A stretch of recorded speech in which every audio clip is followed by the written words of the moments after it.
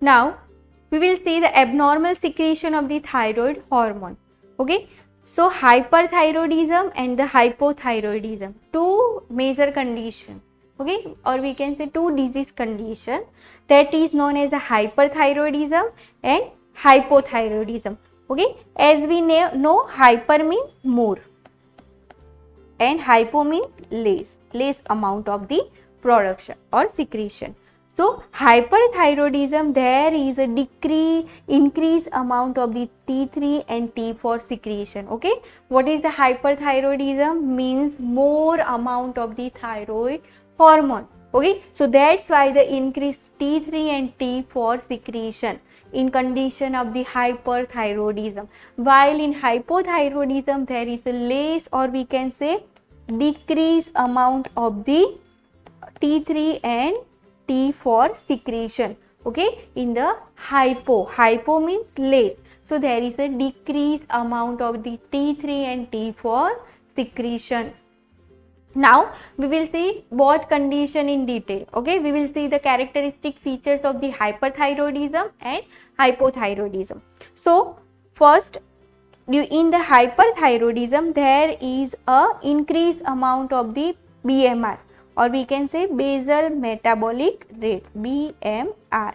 Okay, here there is more amount of the T3 and T4, that's why the metabolism will be fast, so that's why the BMR will be high. Okay, so increased BMR into the hyperthyroidism, while there is a less amount of the T3 and T4 into the hypothyroidism, that's why there is a decreased BMR.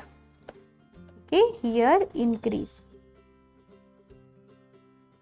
Then in the hyperthyroidism there is a increased BMR, that's why more metabolism is occur into the body, so that's why a weight loss and the good appetite, in the hyperthyroidism, person having a more appetite. Okay, they takes more food, why the metabolism process is very fast, that's why the appetite is also increased, or we can say good appetite, and weight loss is there because of increased BMR.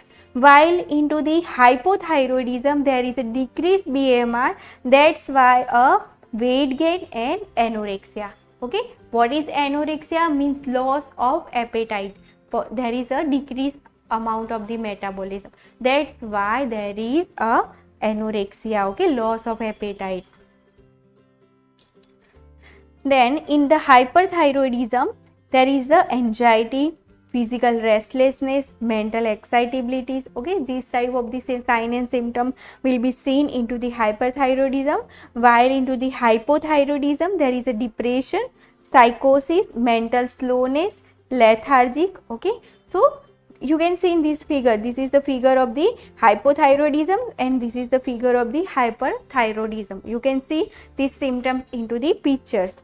Then in the hyperthyroidism there is a hair loss, and in the hypothyroidism there is a dry skin or brittle, or we can say dry hair. Okay, dryness is there into the hypothyroidism. Then in the hyperthyroidism there is a tachycardia. Okay, what is tachycardia? More than normal pulse. Okay, what is the normal pulse? That is about the 72 per minute. Okay, so more than 80, that is known as a tachycardia. Palpitation and atrial fibrillation. Okay, so this is the symptom of the hyperthyroidism. Then bradycardia. What is bradycardia? Decrease or decrease amount of the pulse beyond below the normal, or we can say below normal. Okay, that is known as a bradycardia. Okay, so bradycardia will be seen into the hypothyroidism. Then in the hyperthyroidism there is a warm sweaty skin and heat tolerance is there, while in the hypothyroidism there is a dry skin, so that's why it is very prone to get hypothermia. Okay, what is hypothermia? Hypothermia means the temperature below the normal temperature. Okay, below normal temperature. Okay, So what is hypothermia? The temperature, body temperature that is below the normal temperature. What is normal temperature? 98.6 Fahrenheit. Okay. So in the hyperthyroidism, there is increased BMR. So that's why metabolism is increased. Okay. So there is a diarrhea. Okay. Chances of the diarrhea. While into the hypothyroidism, there is a constipation. Why? Because there is a decreased metabolism, or we can say decreased BMR. So that's why the stool will remain into the anus and they can cause a constipation. So these are the sign and symptom of the hypothyroidism and the hyperthyroidism. Okay. So hyperthyroidism, there is the increased amount of the T3 and T4, and in the hypothyroidism there is a decrease or less amount of the T3 and T4, and these are the characteristic features as well as the difference of these both disease condition. Now next hormone of the thyroid gland, that is a calcitonin. Okay, calcitonin, it is the hormone secreted by the cells of C cells of the thyroid gland. Okay, in the thyroid gland there is a C cells are there and they secrete the hormone that is known as the calcitonin. So its major action to increase the bone calcium and to decrease the blood calcium. Okay, calcitonin. Okay, its name suggests that is related about the calcium. Okay, calcium. Okay, so that is related about the calcium. So it is helpful for the, or the main action of the calcitonin, it increase the calcitonin into the bone while it decrease the calcium level into the blood. Okay, see, this is the opposite action. Okay, contradictory action of the hormone. Calcitonin increase the calcium into the bone only while they decrease the calcium into the blood. Okay, this hormone is important during the childhood. Why? Because the bones are growing. Okay, so when bones undergo the considerable change into the size and the shape, so this hormone is very essential and vital during the childhood because bones are going the change. Then calcitonin opposes the effect of the parathyroid hormone. Okay, so it has the opposite action of the parathyroid hormone which act to increase the blood level of the calcium. Okay, see, calcitonin try to decrease the level of calcium into the blood while parathyroid gland try to increase the level of calcium into the blood. Okay, same, it has a opposite action. Okay, calcitonin and the parathyroid hormone. So thyroid is not absolutely essential for life, but its removal can cause poor resistance to cold. Okay, there is a dry skin, then mental and physical slowness into the person, while in children there is, it causes the mental retardation and we can say dwarfism. Okay, dwarfism, as we have seen, there is a decreased amount of the growth hormone. Okay, the person's growth is delay or loss of delay development or delay growth in that physical growth as well as the mental growth. Okay, what is mental retardation? That is a mental illness into the children's. Okay, so these condition can be arised during the removal of the thyroid gland. Now we will see the regulation of the thyroid secretion, in that the negative feedback regulation. What is negative feedback regulation? When the amount of the hormone that will be overproduced into the blood. Okay, at that time hypothalamus try and they trigger and they release the inhibiting hormone, and at that time the particular organ can stop the releasing hormone into the bloods. Okay, so these hormone, this mechanism, it is known as a negative mechanism, negative feedback mechanism. So the regulation of the thyroid secretion, that is occur because of the negative feedback regulation of the T3 and T4. Okay, so the thyroid stimulating hormone TSH control the regulation of the thyroid hormone. Okay, thyroid hormone that will be controlled by the TSH, thyroid stimulating hormone. They stimulate T3 and T4 hormone into the thyroid gland. Then the release of the TSH, that will comes from the anterior lobe of the pituitary gland, and this regulation will be handled by the hypothalamus. Okay, so from the hypothalamus they trigger the TSH into the pituitary gland, and pituitary gland release the thyroid gland hormones in the T3 and T4, and they will goes into the tissue, blood tissue. If T3 and T4 level will become high, their increase, at that time hypothalamus trigger to stop that TSH from the anterior pituitary gland, and the amount of the thyroid hormone will be stopped. If here there is a decreased amount of the T3 and decreased amount of the T3 and T4, at that time hypothalamus trigger to secrete or produce the TSH from the anterior pituitary gland, and they will goes into the thyroid gland, and they secrete the T3 and T4 into the blood. Okay, so these all are known as a negative feedback mechanism.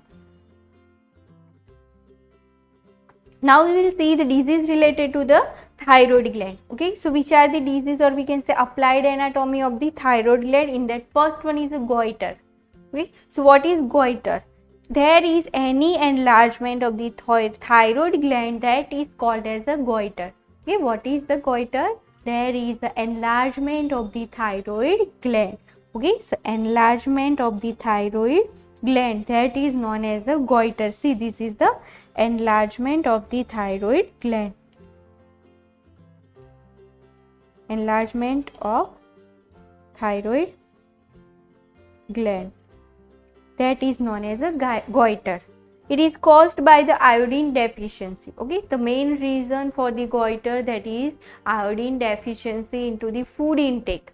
Okay, so that's why there is a decreased production of the T3 and T4, and they cause the goiter. So which are the characteristic feature, or we can say sign and symptom of the goiter? There is swelling into the neck. You can see here there is a swelling. Then breathing difficulty because of the enlargement of the thyroid gland. So trachea will be obstruct, and there will be difficulty in the breathing. Coughing, okay, because of the enlargement of the thyroid gland. Hoarseness of the voice, okay, voice box also constrict, so that's why the hoarseness of the voice. And swallowing difficulties. Okay, at that time there is esophagus, and besides of the esophagus there is a thyroid gland. So enlargement of the thyroid gland, that can cause the constriction of the esophagus, and so that's why there is a swallowing difficulty. So this is the characteristic features of the goiter. Then next disease condition that is related to thyroid gland, that is known as a hypothyroidism. Okay, so what is hypothyroidism? It is a condition resulting from the reduced circulating levels of the T3 and T4.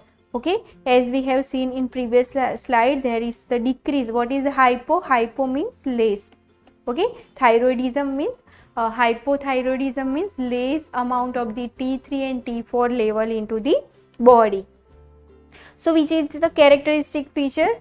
There is a presence of the goiter, then puffiness of the face with periorbital swelling. Okay, what is periorbital swelling? See, this is the periorbital edema or swelling. Okay, swelling into the eyelids. Okay, loss of the scalp hairs. Okay, there is the hair loss because of the less amount of the nutrients that will be provided to the body. Then ptosis. What is ptosis? It is the meaning of the ptosis. There is drooping of the upper eyelid. See, upper eyelid will be drooping. Okay, that will be drooping. So that is known as the ptosis. Then dry and thicken and rough and yellow skin. Okay, there is a brittle skin, or we can say dry and yellow skin. So this is the characteristic feature of the hypothyroidism. Why? Because of the less amount of the T3 and T4. Then next condition, that is known as a hyperthyroidism. What is the hyper? Hyper means more. Okay, more production of the T3 and T4. It is also known as a Graves' disease. Okay, so it is condition resulting from the increased circulating level of the T3 and T4. Okay, increased amount of the T3 and T4 that can cause a hyperthyroidism. So which is the characteristic feature? Moderate enlargement of the thyroid gland. See, this is the goiter, or we can say presence of the goiter means enlargement of the thyroid gland, and xalophthalmos. Okay, xalophthalmos means lid retraction. See, this is the or we can say protruding eyes. Okay, see, this is the example or figure of the protruding eye, or we can say xalophthalmos. Okay, so these both are the characteristic features of the hyperthyroidism. Now we have see about the parathyroid glands. Okay, so let us see the anatomy of the parathyroid glands. In humans, there are 4 parathyroid glands. Okay, see, there is a 4 spherical in shape. Okay, spherical in shape, or in column there is a 4 parathyroid glands that is situated or embedded into the thyroid gland. So parathyroid gland that is essential for the life, and the removal can cause the death from the asphyxia. Okay, what is asphyxia? That is the decreased amount of the oxygen. So because of the asphyxia, there it can cause the death. Okay, removal of the parathyroid gland. So let us see the anatomy of the parathyroid gland. So there are 4 small, okay, there are 4 small parathyroid gland, 2 embedded in the posterior surface of the each lobe. Okay, see, this is the lobe. So at the posterior side, okay, at the posterior side there is each lobe, into the each lobe 2 are embedded. Okay, 2 parathyroid glands are embedded. So total 4 parathyroid glands. They are surrounded by the fine connective tissue, or we can say capsule. We see, this is the, they are embedded. Okay, they are situated or located inside the, or we can say embedded into the fine connective tissue of the thyroid gland. It is in spherical in shape and arranged in the column. Okay, see, this is the in spherical shape and arranged into the column. Okay, into the one line with spherical in shape. Now let us see the function of the parathyroid hormones. The parathyroid glands contain the C cells, or we can say chief cells, which secrete the parathyroid hormone. Okay, parathyroid hormones are secreted by the parathyroid glands from C cell of chief cells. Okay, the main function of the parathyroid hormone, that is, we have seen in previous slide. Okay, the opposite action of the calcitonin. Okay, so what is the function of the parathyroid gland? The increased blood calcium level. Okay, they increase the calcium level into the blood. Okay, so it has opposite action of the calcitonin. Okay, calcitonin try to decrease calcium level into the blood, while parathyroid hormone try to increase the blood calcium level. Now let us see the disease condition which is related to the parathyroid gland, that is the rickets. Okay, so first is rickets. So it is disease condition which is characterized by the bone deformity in the young children. Okay, in the rickets there is a bone deformity into the young children. This disease of the children sets in about 6 months of the life. Okay, we can identify during the 6 months of the life. So which are the characteristic or feature, or we can say sign and symptom of the rickets? So deformed bones. Okay, see, you can see big joints, then bowed leg, okay, curved bones. Okay, so these type of the deformed bones are there, thick wrist and the ankle joint, and retarded growth. Okay, mental retardation is also found into the rickets. Okay, so this is the disease condition which is related to parathyroid gland. Then next one, that is the osteomalacia. Okay, what is osteomalacia? It is occur due to the inadequate absorption of the calcium. Okay, there is the less amount of the calcium into the bloods, so, or we can say into the bones. So this is the osteomalacia. Why? Because due to the deficiency of the vitamin D and calcium into the diet. Okay, calcium and vitamin D, decrease vitamin D and calcium. Because of these, less amount of the vitamin D and calcium can cause the osteomalacia. Okay, so this is the disease that is limited to the females, usually appears after the multiple pregnancy and the lactation. Okay, osteomalacia that can be seen mostly or major amount of the cases into the females. Why? Because of the multiple pregnancy as well as the lactation. So this is the major cause of the osteomalacia into the females. Then next, that is the hypoparathyroidism. Okay, hypo means decrease or less, or we can say decrease parathyroid hormone.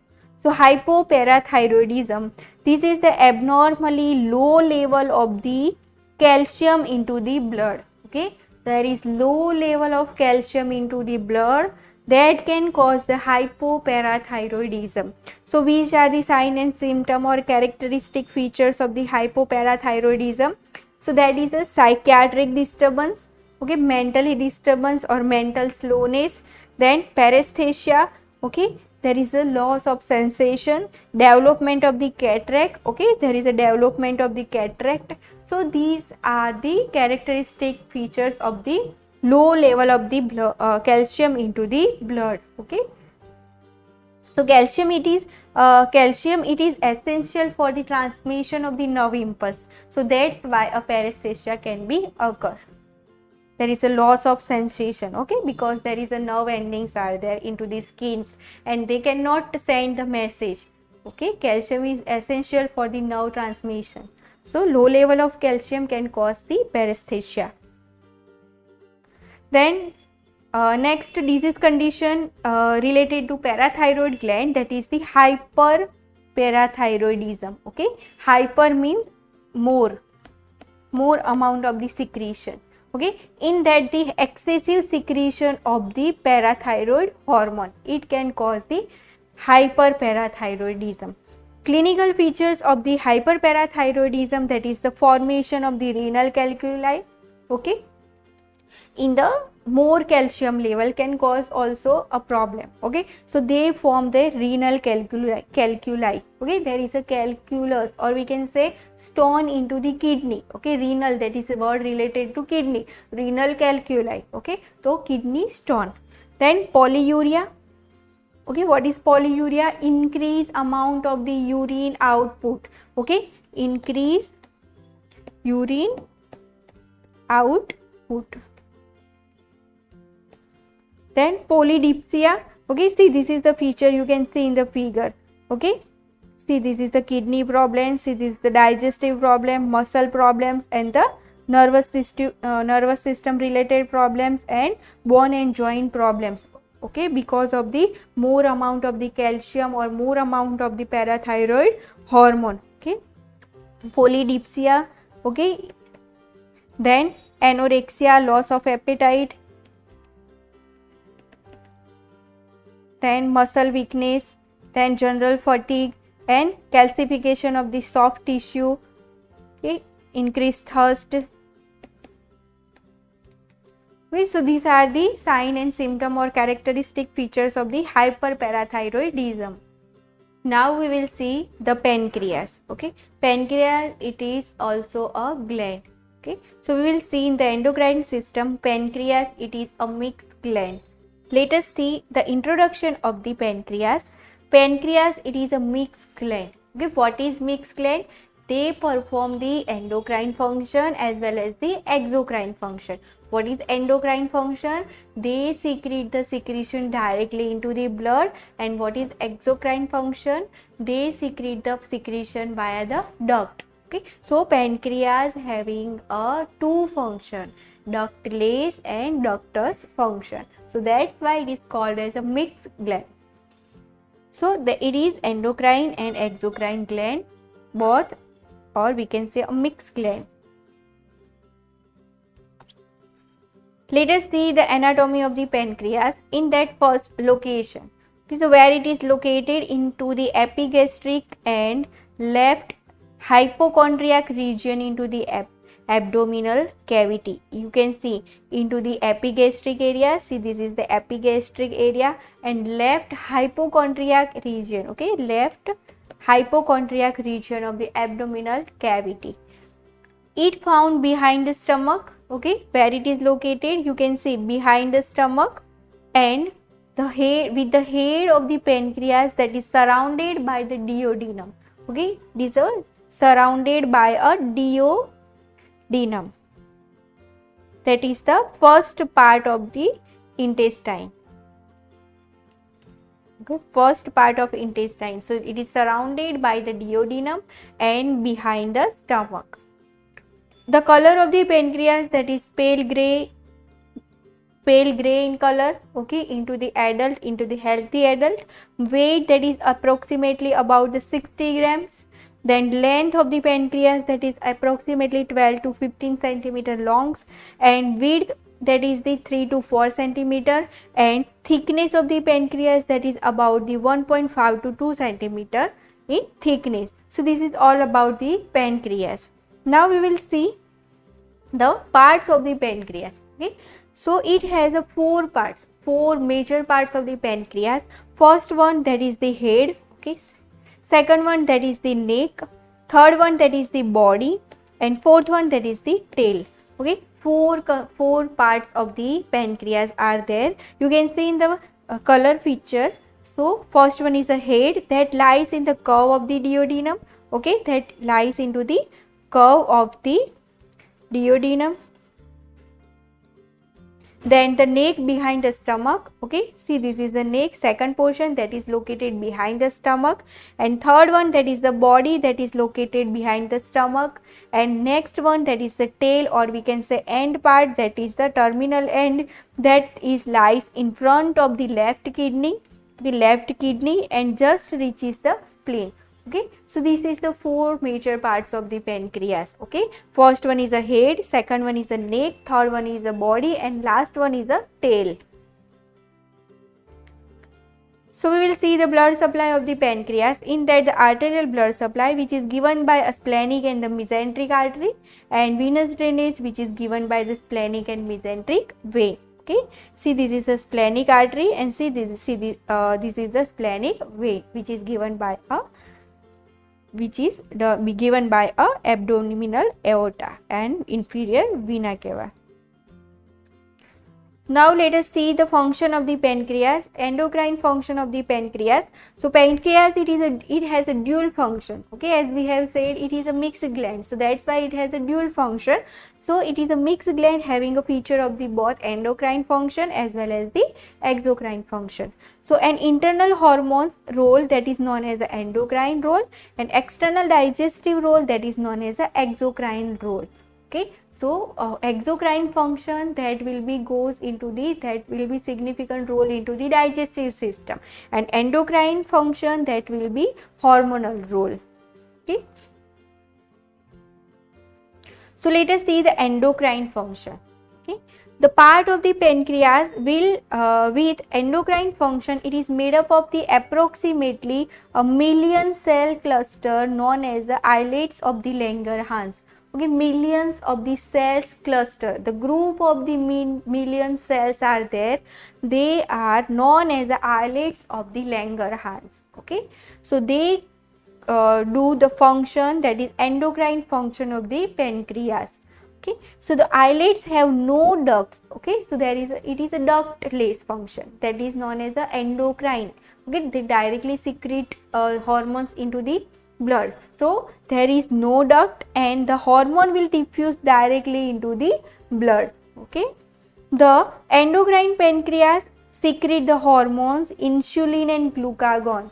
Okay, two major hormones will be secreted by the pancreas, insulin and glucagon, which are principally concerned with the control of the blood glucose level. Okay, insulin and glucagon, that will be helpful. The main action of these hormones, that is the control of the blood sugar level. So let us see the pancreatic islets, or we can say islets of the Langerhans.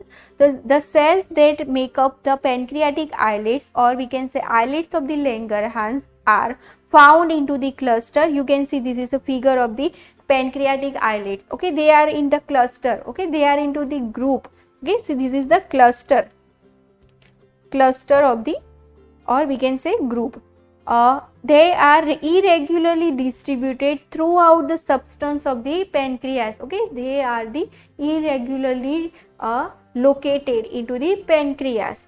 Unlike the endocrine pancreas, they produce the pancreatic juice, and there is no any duct leading from the cluster of the islets cells. Okay, they produce the pancreatic juice and there is no any duct.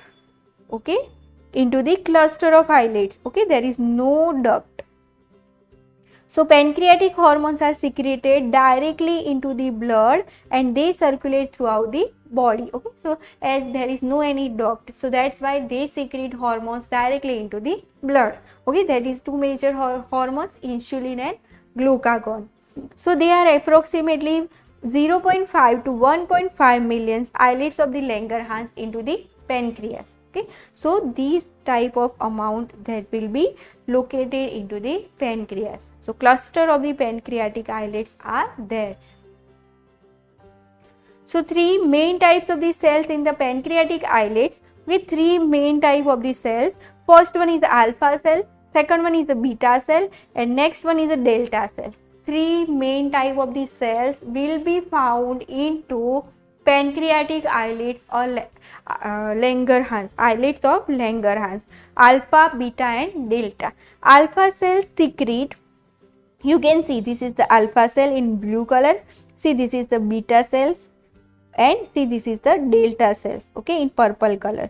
So three cells are there, okay, alpha, beta and delta. Three cells are there, okay, into the islets of the Langerhans. Alpha cells secrete the glucagon, beta cells are the most numerous cells and they secrete the insulin, and delta cells secrete the somatostatin.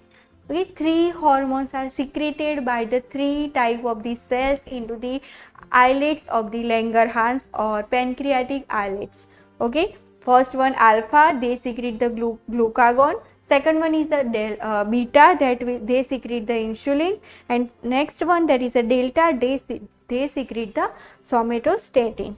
So the normal blood glucose level, that is about 3.5 to 8 millimole per liter, or we can say 63 to 144 mg per 100 ml. Okay, so this is the normal amount of the blood glucose level.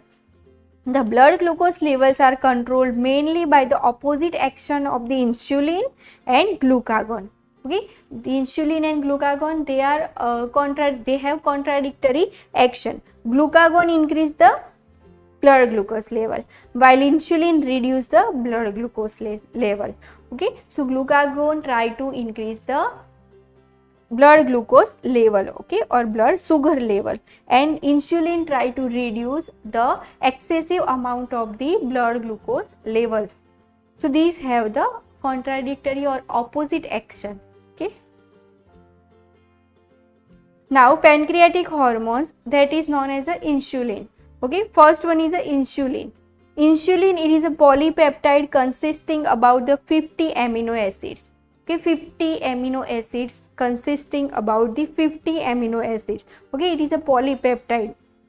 The main function is to lower the raised blood nutrients level, not only glucose but also other amino acids and the fatty acids.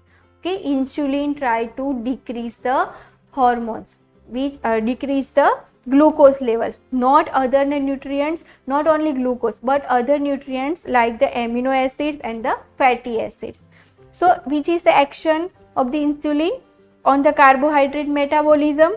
Insulin increase the glucose entry into the most of the body cells and they produce the hypoglycemia. What is hypoglycemia? Less amount of the blood sugar into the blood.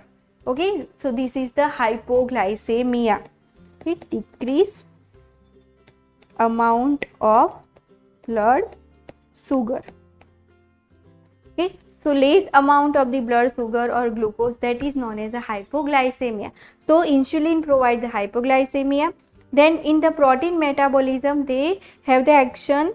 Insulin promote the amino acid uptake, then decrease the protein breakdown and promote the protein synthesis, especially into the muscles. Okay, so these are the other functions related to the nutrients supplement levels. Then second disease condition, that is known as the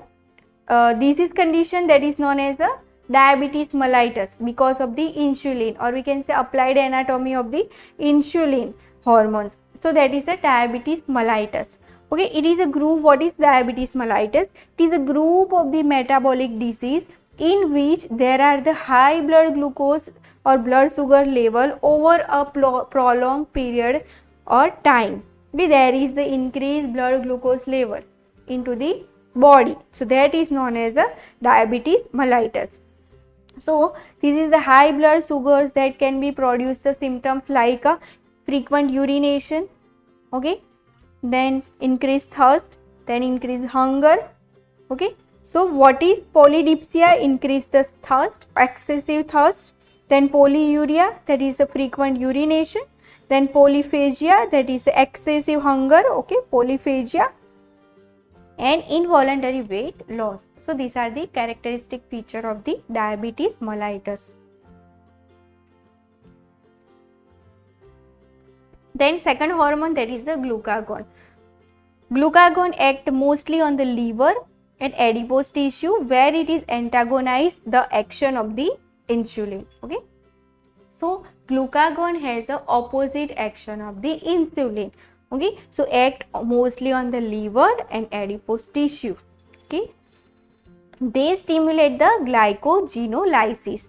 What is glycogenolysis? There is the conversion of the glycogen to glucose. Okay, see, this is the glycogenolysis, and they also promote the gluconeogenesis. Okay, two processes are important.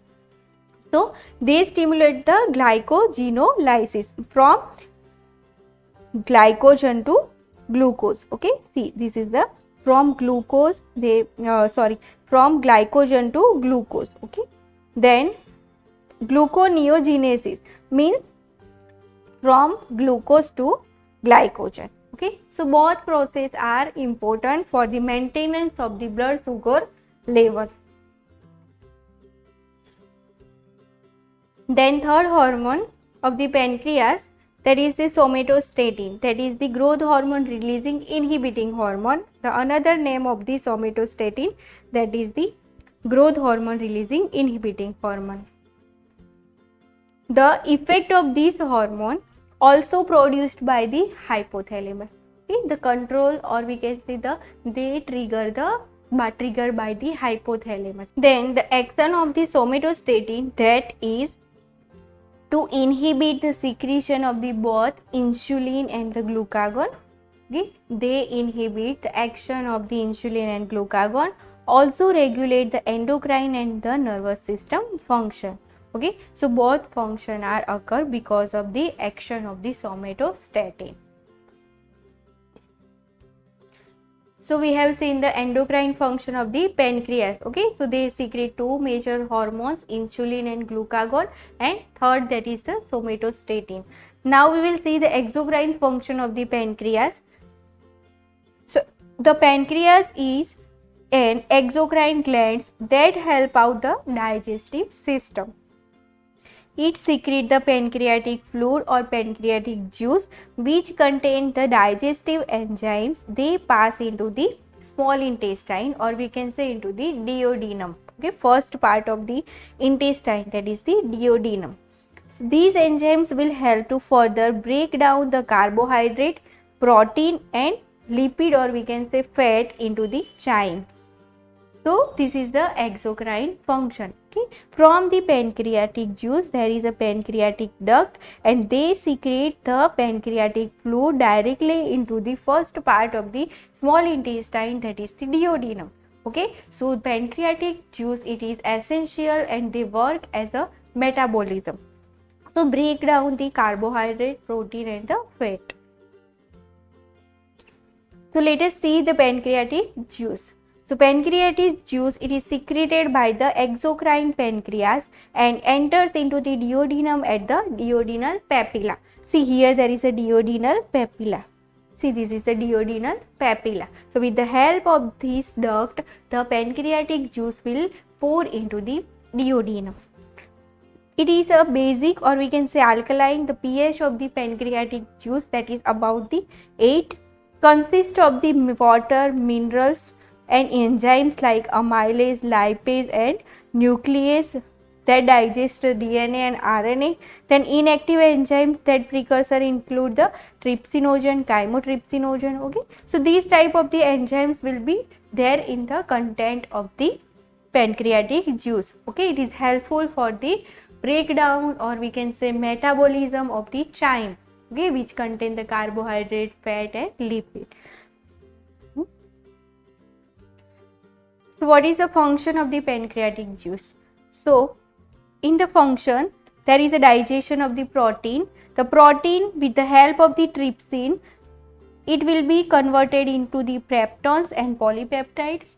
Then digestion of the starch will be converted with the help of the amylase and they will be converted into the maltose, okay, pancreatic amylase. Then digestion of the fat, in that the fat will be broken down into the many other parts with the help of the lipase into the fatty acids and the glycerols. Okay, so it is helpful for the digestion of the protein, starch and the fat that is located or situated into the duodenum.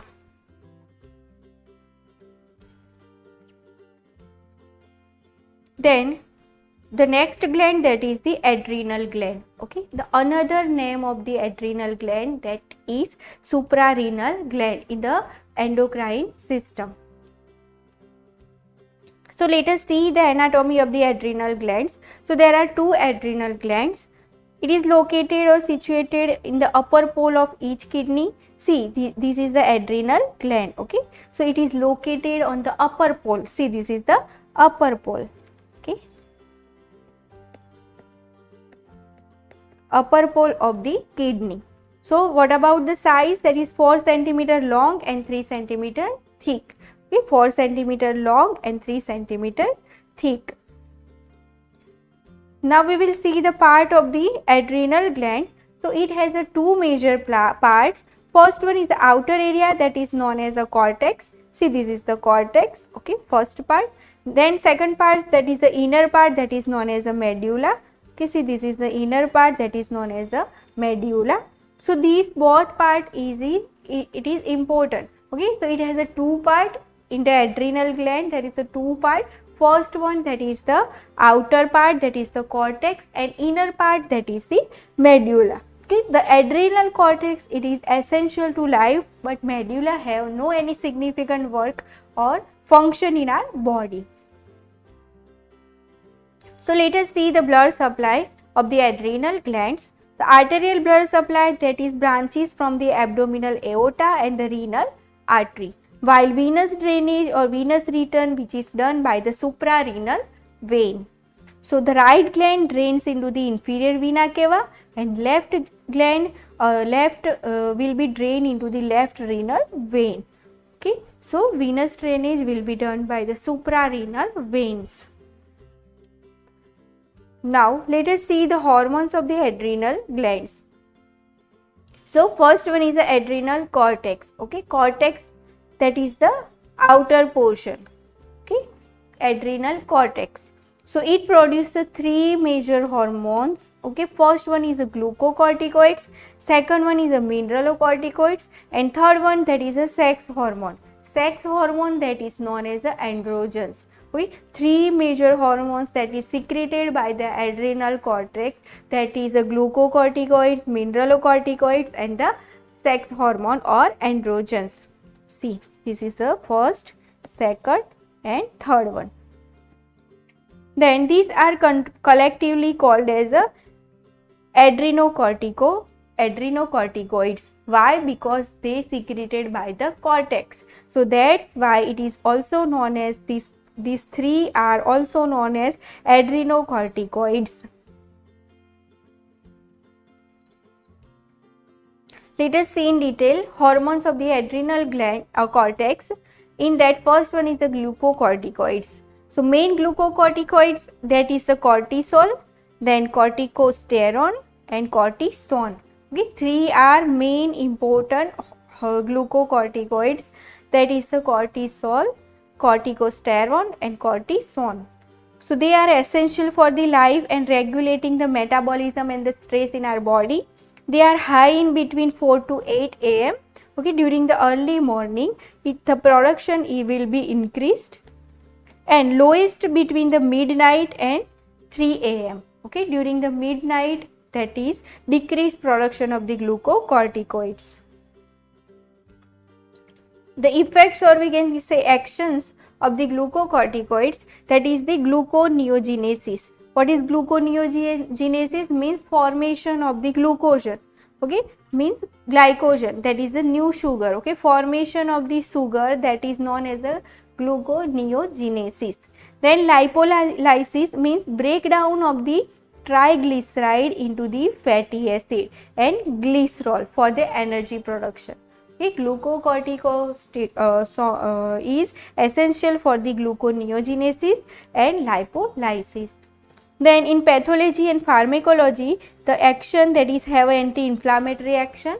Okay, they reduce the inflammation or infection in your body, suppress the immune response.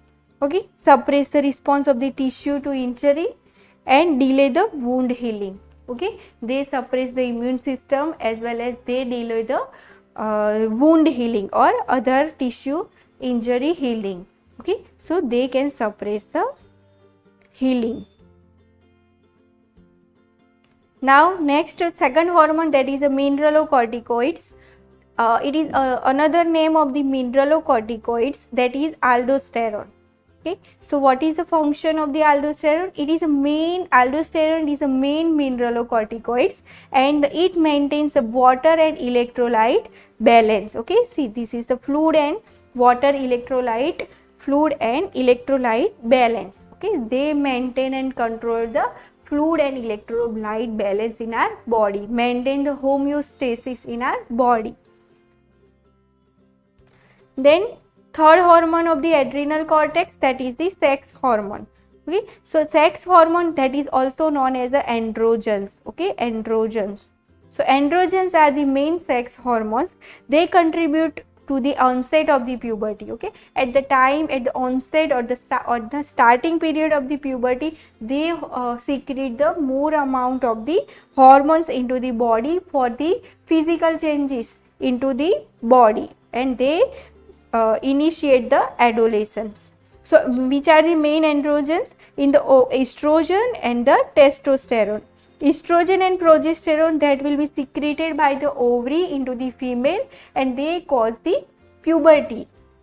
And in the testes, they secrete the testosterone level into the males. So both are the very essential into the male and the female.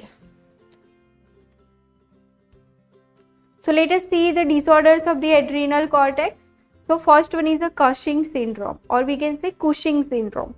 So it is characterized or caused by the hypersecretion of the glucocorticoids. The overproduction of the glucocorticoids, they can cause the Cushing syndrome. Okay, which are the characteristic features? So pain in the face, neck and the abdomen, there will be pain. You can see in the figure. Okay, see, this is the picture of the Cushing syndrome. Pathological fractures, okay, then diminished protein synthesis, then suppressed growth of the physical growth, hypertension. What is hypertension? Increase amount of the BP, then menstrual disturbance in the females, and peptic ulcer into the stomach. Okay, so that is related to GI system. So these type of the symptoms will be seen into the Cushing syndrome. Next disease condition, that is the Conn's syndrome.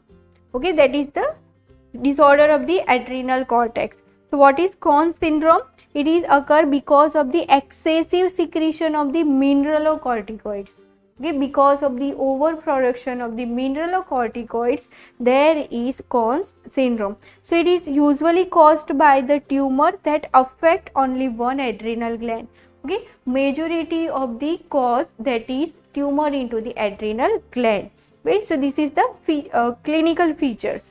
Okay, muscle wasting, fine hair, xenophthalmos means protruding eyes, then goiter, then sweating and dry skin, tachycardia and high output failure, then weight loss, then oligomenorrhea. Okay, so tremor. So these are the sign and symptom of the Conn's syndrome. Then next disease condition, that is the Addison's disease. Okay, so this is occurred due to the hyposecretion or less, okay, decreased amount of the glucocorticoids and mineralocorticoids. They caused by the autoimmune disease. Okay, what is autoimmune disease? What is the meaning of the autoimmune? Our immunity can cause the disease in our body. Okay, so that is the autoimmune disease. So it is also a Addison disease, it is also autoimmune disease, which is the effects on the muscle weakness, vomiting and diarrhea, tiredness, mental confusion, low blood volume, hypotension, okay, decrease the BP, loss of the body hairs into the woman. Okay, so these are the sign and symptom of the Addison's disease. So what is Addison disease? There is a hypo or less secretion of the glucocorticoids and the mineralocorticoids. Second part, that is the adrenal medulla. Okay, so it is surrounded by the cortex. Medulla means middle portion. Okay, medulla means middle portion of the adrenal gland.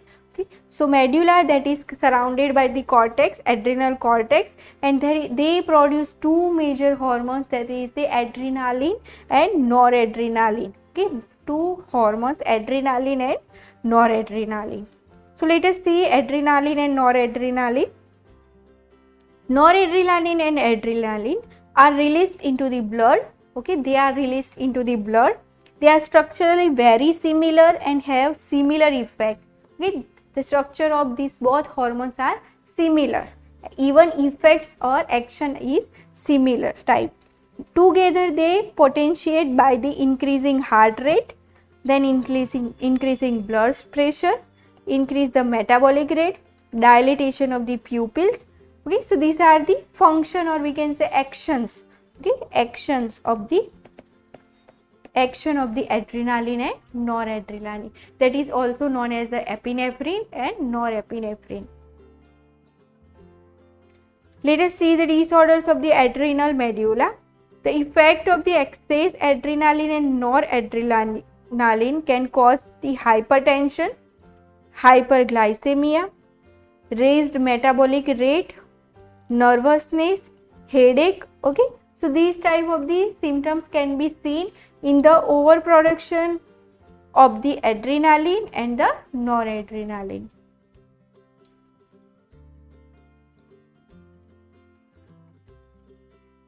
So next gland, that is a pineal gland. Okay, so let us see the pineal gland. Pineal gland, that is located in the small, it is a small body attached to the roof of the third ventricle and connected by a short stalk containing a nerves, many of which terminate into the hypothalamus. Here you can see this is the pineal gland, okay, pineal gland. So it is a very small gland that is attached to the roof of the third ventricle. Okay, here there is a third ventricle and containing it is attached with a one stalk which contain mostly nerves, and they are mainly terminate into the hypothalamus. Okay, the size of the pineal gland that is about the 10 mm long. The color that is reddish brown in color and surrounded by a capsule. So this gland tends to atrophy after the puberty and may become a calcified in later life. Okay, mostly the atrophy. Okay, what is atrophy? Shrunken, that is the atrophy. So these gland try to shrunken during after the puberty and will be calcified into the later life. Okay, so they gradually disappear into the later life. The hormone of the pineal gland, that is the melatonin. Okay, it is the most important hormone of the pineal gland. So it is the main hormone of the pineal gland. Secretion it is controlled by the daylight and levels that will be fluctuate during the 24-hour period during the day and night. Highest at the night and lowest at the midday. The melatonin secretion will be highest during the night and lowest around the midday. Secretion it is also influenced by the number of the daylight hours and seasonal, for example, seasonal variation. If the atmosphere will be very dark, okay, so at that time there is no any sunlight, so it depends on the season. Although its function are not fully understood, okay, so it yet there is a unknown function. So melatonin it is believed to be associated with the coordination of the circadian and diurnal rhythm. Okay, what is circadian rhythm? That is a sleep cycle. Okay, sleep cycle and day and light cycle. Okay, day and light cycle. So it is very active. Melatonin secretion will become very active at the time of the day and daylight. So mood during the winter depression. Okay, so in the winter there is a less amount of the light, okay, sunlight. So at that time we feel very depressed. Why? Because at that time melatonin secretion will be decreased. So it can also cause the mood, or we can say winter depression. So low mood can be occur because of the winter and where there is a few hours of the only daylights are there. There is inhibition of the growth and development of the sex organ before the puberty. Okay, before the puberty there is no any maturation or growth of the sex organ. So they inhibit the secretion of the sex organ and they prevent the synthesis of the release of the gonadotropins. So this is the function that is associated with the other function, that is circadian and diurnal rhythm, mood, or we can say growth and development of the sex organ before the puberty.